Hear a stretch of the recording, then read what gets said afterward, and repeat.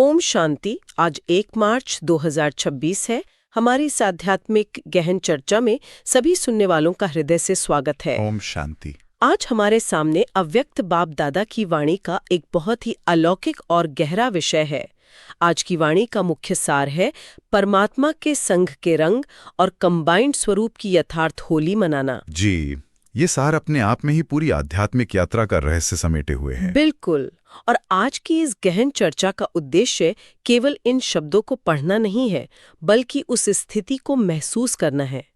आज हम गहराई से समझेंगे कि असली पवित्रता क्या है, शिव बाबा के साथ जुड़े रहने का अनुभव कैसा होता है और कैसे हम अपने पुराने संस्कारों को जलाकर अपने जीवन में ज्ञान और शक्तियों का पक्का रंग भर सकते हैं। मैं कहूंगा कि ये चर्चा हर उस साधक के लिए बहुत महत्वपूर्ण है जो अपने आध्यात्मिक मार्ग पर गंभीरता से आगे बढ़ना चाहता है। ये दस्तावेज हमें स्पष्ट करता है कि शिव बाबा के इन गहरे रहस्यों को हम बहुत ही आसान उदाहरणों के साथ अपने व्यावहारिक जीवन में कैसे उतार सकते हैं। तो चलिए रंगों की बात से ही शुरू करते हैं। दुनिया में तो हम सभी रंगों से होली खेलते ही हैं। हाँ, भौतिक रंगों की होली। सत्य कहा। भौतिक दुनिया की होली और शिव बाबा द्वारा खिलाई जाने वाली होली में बहुत बड़ा अंतर है। दुनियावी रंग पानी की कुछ बूंदों से धुल जाते हैं। उनका प्रभाव केवल शरीर या हमारे वस्त्रों तक ही सीमित रहता है और कुछ ही समय में वे फीके भी पड़ जाते हैं। लेकिन शिव बाबा जिस संग के रंग की बात करते हैं वो आत्मा के भीतर तक उतर जाता है। ये परमात्मा के संग का अविनाशी रंग है। अविनाशी रंग, ये शब्द ही कितना शक्तिशाली है। बिल्कुल। दुनिया में जब हम किसी भी रंग में रंगते हैं तो वो हमारी असली पहचान को छिपा देता है। लेकिन शिव बाबा का जो रंग है वो आत्मा से अपवित्रता का आवरण हटा देता है।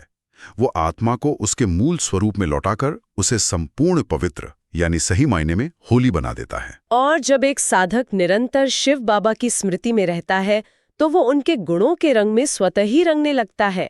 शांति, प्रेम, आनंद, ये सभी गुण आत्मा में समाने लगते हैं। यही तो परमात्मा के संग का पारस प्रभाव है। जैसे पारस लोहे को सोने में बदल देता है, वैसे ही ये संग का रंग आत्मा रूपी लोहे को कंचन में परिवर्तित कर देता है। और इसी निरंतर स्मृति से एक बहुत ही सुंदर अवस्था का जन्म होता है जिसे बाबा कंबाइंड स्वरूप कहते हैं। कंबाइंड स्वरूप? जी, ये बहुत ही गहरी और सुरक्षित अवस्था है। जी। कंबाइंड स्वरूप का अर्थ केवल शिव बाबा को याद करना नहीं है। ये ऐसा महसूस करना है जैसे आत्मा और परमात्मा सदा के लिए एक हो गए हों। उठते बैठते कर्म करते हुए ये निरंतर अनुभव होना कि मैं अकेला नहीं हूँ, मेरा सच्चा साथी हर पल मेरे साथ है। और ये एक ऐसा अटूट बंधन है जिसे कोई अलग नहीं कर सकता। ये आत्मा को असीम सुरक्षा और शक्ति का अनुभव कराता है। लेकिन हमारी इस आध्यात्मिक यात्रा में माया की उपस्थिति को भी हम नकार नहीं सकते। बिल्कुल नहीं। बल्कि देखा जाए तो माया का सबसे बड़ा लक्ष्य ही इस कंबाइंड स्वरूप को तोड़ना होता है। हाँ, क्योंकि माया ये भली भांति जानती है कि जब तक आत्मा शिव बाबा के साथ जुड़ी हुई है उस पर विजय प्राप्त करना असंभव है। इसलिए माया बहुत ही चतुर और सूक्ष्म तरीके अपनाती है। वो सामने से आकर कभी ये नहीं कहती कि बाबा की याद छोड़ दो। तो वो किस प्रकार वार करती है? वो आत्मा को अकेला करने के लिए उसके भीतर छिपे हुए पुराने संस्कारों को इमर्ज कर देती है, यानी उन्हें फिर से जागृत कर देती है। जैसे ही जीवन में कोई विपरीत परिस्थिति आती है, माया तुरंत आलस्य, अलबेलापन या किसी पुरानी कमजोरी को सामने ले आती है। और साधक को लगता है कि ये उसकी अपनी भावना है। सही कहा। इसी भ्रम में आकर साधक शिव बाबा से अलग हो जाता है और खुद को कमजोर महसूस करने लगता है। ये माया का बहुत ही छुपकर किया गया वार है और यहीं पर बाबा हमें आत्मनिरीक्षण करने की विधि बताते हैं। मैंने देखा है कि जब पुराने संस्कार उभरते हैं तो हम अक्सर बड़ी चतुराई भरी भाषा का प्रयोग करते हैं। हाँ, बहुत ही रॉयल भाषा का प्रयोग होता है। जैसे कोई गलती होने पर या क्रोध आने पर साधक कहते हैं, मैं ऐसा करना तो नहीं चाहती थी, लेकिन क्या करूं, ये मेरा संस्कार है। ये आध्यात्मिक मार्ग पर सबसे बड़ा और खतरनाक बहाना है। बाबा बहुत स्पष्ट शब्दों में हमें याद दिलाते हैं कि ये जो पुराने संस्कार हैं, ये क्रोध, ये आलस्य, ये सब रावण का खजाना है। ये शिव बाबा का खजाना तो बिल्कुल नहीं है। एकदम सही। तो फिर हम रावण की संपत्ति को मेरा कैसे कह सकते हैं? रावण के खजाने को अपना मान लेना बहुत बड़ी भूल है।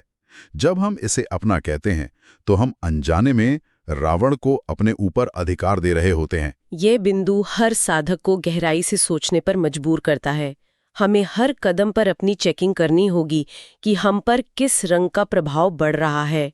क्या हम परमात्मा के संग के रंग में रंग रहे हैं या माया के पुराने संस्कारों का रंग हम पर हावी हो रहा है। रावण की किसी भी संपत्ति को मेरा स्वीकार करने से पूरी तरह इनकार कर देना, यही सच्ची होली मनाना है। माया की सबसे बड़ी सफलता इसी बात में है कि वो अपनी बुराइयों को हमारी पहचान बना दे। और इसी बात को आगे बढ़ाते हुए बाबा ने होली शब्द का एक और बहुत ही गहरा आध्यात्मिक अर्थ बताया है।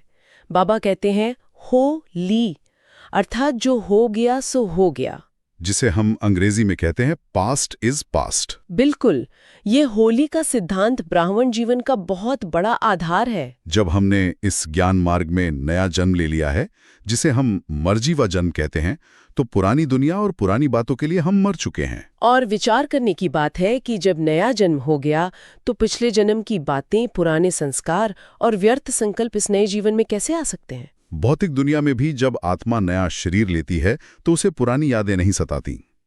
उसी प्रकार इस आध्यात्मिक नवजीवन में पुरानी हर कमजोरी और हर व्यर्थ बात समाप्त हो जानी चाहिए, वो होली हो जानी चाहिए। इस सिद्धांत को स्पष्ट करने के लिए बाबा ने होलिका दहन का जो प्रतीक दिया है वो बहुत ही सटीक है। दुनिया में भी हम देखते हैं कि लोग रंग खेलने से पहले होलिका दहन करते हैं। हाँ, एक बड़ी अग्नि में बुराइयों के प्रतीक को जलाया जाता है। बाबा समझाते हैं कि आध्यात्मिक जीवन में भी यही प्रक्रिया अपनानी है। परमात्मा के ज्ञान और शक्तियों का पक्का रंग आत्मा पर तब तक नहीं चढ़ सकता जब तक हम अपनी पुरानी आदतों और संस्कारों को न जला दें। जी, पहले स्वयं को दृढ़ संकल्प की अग्नि में भस्म करना है और उसके बाद परमात्मा के संग का रंग लगाना है। इस होलिका दहन की प्रक्रिया को और भी सूक्ष्मता से समझने के लिए बाबा ने स्रोत में एक बहुत ही अद्भुत उदाहरण दिया है, धागे और रोटी का उदाहरण, जिसे सिंधी भाषा में कोकी कहा जाता है। ये पारंपरिक दृष्टांत बहुत ही सुंदर है। हाँ, इस दृष्टांत में एक कच्ची कोकी यानी आटे की लोई को एक कच्चे धागे से बांधा जाता है और फिर उसे सीधे तेज आग में पकाया जाता है। और चमत्कार देखिए कि उस तेज आग में कोकी तो पूरी तरह से पक जाती है, लेकिन वो कच्चा धागा नहीं जलता। सुनने में ये साधारण लग सकता है, लेकिन इसमें गहरा रहस्य छिपा है। यह उदाहरण आत्मा और इसके विकारों के संबंध को कितनी स्पष्टता से दर्शाता है।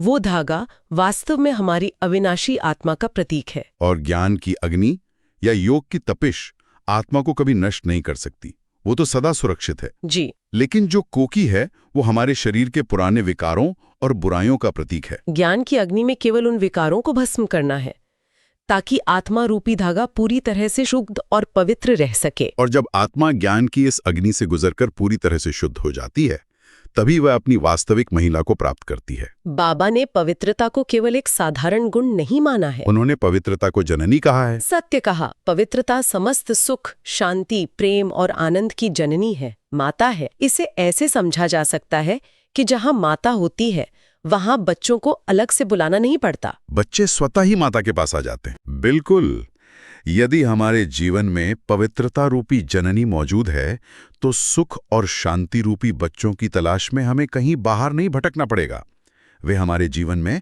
स्वाभाविक रूप से आ जाएंगे। पवित्रता का ये महत्व इतना विशाल है कि इसी के कारण कलयुग के अंत तक देवी देवताओं की जड़ मूर्तियों की विधि विधान से पूजा होती है।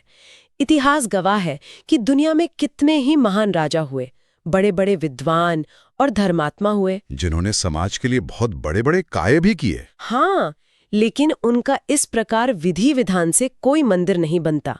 केवल पवित्र आत्माओं और देवी देवताओं की मूर्तियां ही हैं जो युगों युगों तक मनुष्यों को आशीर्वाद देती हैं। ये उस संपूर्ण पवित्रता का ही तो चमत्कार है।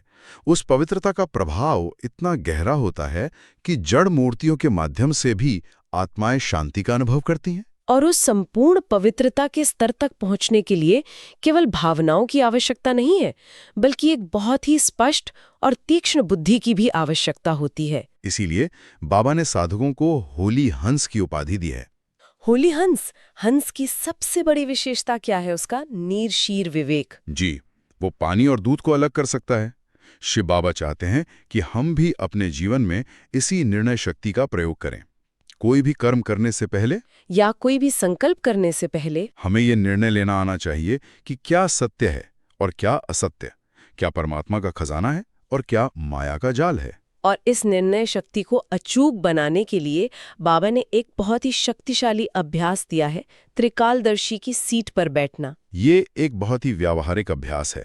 बाबा कहते हैं कि कोई भी कार्य शुरू करने से पहले साधक को त्रिकालदर्शी की सीट पर बैठना चाहिए। इसका अर्थ है कि केवल वर्तमान परिस्थिति या तात्कालिक लाभ को नहीं देखना है, बल्कि तीनों कालों को देखना है, आदि, मध्य और अंत। यह अभ्यास साधक को हर प्रकार के धोखे से बचा सकता है। जब कोई साधक इस सीट पर बैठकर विचार करता है तो वो देखता है कि इस कर्म का बीज क्या है, इसकी वर्तमान प्रक्रिया क्या होगी, और सबसे महत्व, गलत काम करके ये कहना कि बाबा आपने ही तो कहा है कि आप क्षमाशील हैं, ये माया की सबसे बड़ी चतुराई है। शिव बाबा इस पर बहुत स्पष्ट निर्देश देते हैं। परमात्मा निश्चित रूप से क्षमा का सागर है, लेकिन इसका अर्थ ये बिल्कुल नहीं है कि हम जानबूझकर गलतियां करते रहें और मीठे शब्दों में क्षमा मांगकर अपना बचाव कर लें। केवल मुख से दया की याचना करना या बोलने से काम नहीं चलेगा। बाबा चाहते हैं कि साधक पहले स्वयं को दृढ़ संकल्प के साथ परिवर्तित करे। आंतरिक परिवर्तन के बिना केवल क्षमा मांगना एक प्रकार का धोखा है। और इसी के साथ बाबा ने एक और बड़ी कमजोरी पर प्रहार किया है, और वो है टालम टोल की आदत। टालम टोल की आदत, जिसे बाबा करेंगे देखेंगे की भाषा कहते हैं। जब भी स्वयं को बदलने की या कोई श्रेष्ठ कर्म करने की बात आती है तो ये भाषा अक्सर सुनाई देती है, हाँ कर लेंगे, देख लेंगे। बाबा इसे नाना का गीत कहते हैं। ये टालमटोल अब समाप्त करनी होगी। शिव बाबा हमेशा एवर रेडी हैं, वे हमेशा तैयार रहते हैं। वे कभी नहीं कहते कि मैं कल मदद करूंगी या बाद में देखूंगी। तो जो बच्चे हमेशा करेंगे देखेंगे कहते हैं, क्या वे बाबा के साथ उस परम धाम में, उस असली घर में जा सकेंगे? बिल्कुल नहीं। घर जाने के लिए आत्मा को भी बाबा की समान एवर रेडी होना पड़ेगा। और एवर रेडी होने की इस अवस्था को निरंतर बनाए रखने के लिए बाबा ने हमें बड़ों की शिक्षाओं को याद रखने की प्रेरणा दी है। मम्मा, दादी और दीदी की शिक्षाएं। इन महान आत्माओं ने अपने जीवन से सिद्ध किया है कि ज्ञान को आचरण में कैसे लाया जाता है। दादी की शिक्षा कि हमें कर्मातीत बनना है। यह हमें याद दिलाती है कि कर्म करते हुए भी उसके किसी भी बंधन या प्रभाव से हमें मुक्त रहना है। और मम्मा की शिक्षा भी कितनी स्पष्ट है, जो करना है आज ही करो, कल पर मत छोड़ो। कल कभी नहीं आता। जो भी श्रेष्ठ संकल्प मन में उठे उसे तुरंत कर्म में लाओ। इसी प्रकार दीदी की वह स्मृति, अब घर जाना है, ये केवल एक विचार नहीं है, ये मन में हमेशा गूंजना चाहिए। समय बहुत करीब है, इसलिए सभी को समान और संपूर्ण बनने का दृढ़ संकल्प लेना चाहिए। अगर हम इस पूरी आध्यात्मिक चर्चा को एक व्यावहारिक निष्कर्ष पर लाएं, जिसे हम आज का सबसे बड़ा सबक कह सकते हैं, तो वो यही है कि हमें अपने सभी पुराने संस्कारों को दृढ़ संकल्प की अग्नि में जला देना है और अपनी सारी जिम्मेदारियां, अपनी सारी चिंताएं और अपना सारा बोझ शिव बाबा को सौंप देना है। जब हम अपना सारा बोझ उस सर्वशक्तिमान को दे देते हैं तो आत्मा एकदम हल्की और निश्चिंत हो जाती है। और इसी हल्की अवस्था को अनुभव करना ही सच्ची होली मनाना है। इसी अवस्था को पुष्ट करने के लिए शिव बाबा हमें वरदान और स्लोगन देते हैं। आइए अब हम आज की वाणी के विशेष वरदान, स्लोगन और अव्यक्त इशारे को उसी शुद्ध रूप में ग्रहण करते हैं। आज का वरदान है, सर्व आत्माओं के प्रति स्नेह और शुभ चिंतक की भावना रखने वाले देही अभिमानी भव। यदि कोई आपको शिक्षा या सुधार दे रहा है तो भी उसके प्रति शुभ भावना रखें। शरीर अभिमान में अपमान महसूस होता है, लेकिन देही अभिमानी आत्मा हमेशा स्नेह रखती है। आज का स्लोगन है, सदा परमात्मा के प्यार में लवलीन रहो तो दुखों की दुनिया भूल जाएगी। अव्यक्त इशारा, निश्चय के फाउंडेशन को मजबूत कर सदा निर्भय और निश्चिंत रहो। जब आपका हाथ बड़े के हाथ में होता है तो आप निश्चिंत हो जाते हैं। अपना सारा बोझ शिव बाबा को दे दें और हल्के हो जाएं। ओम शांति।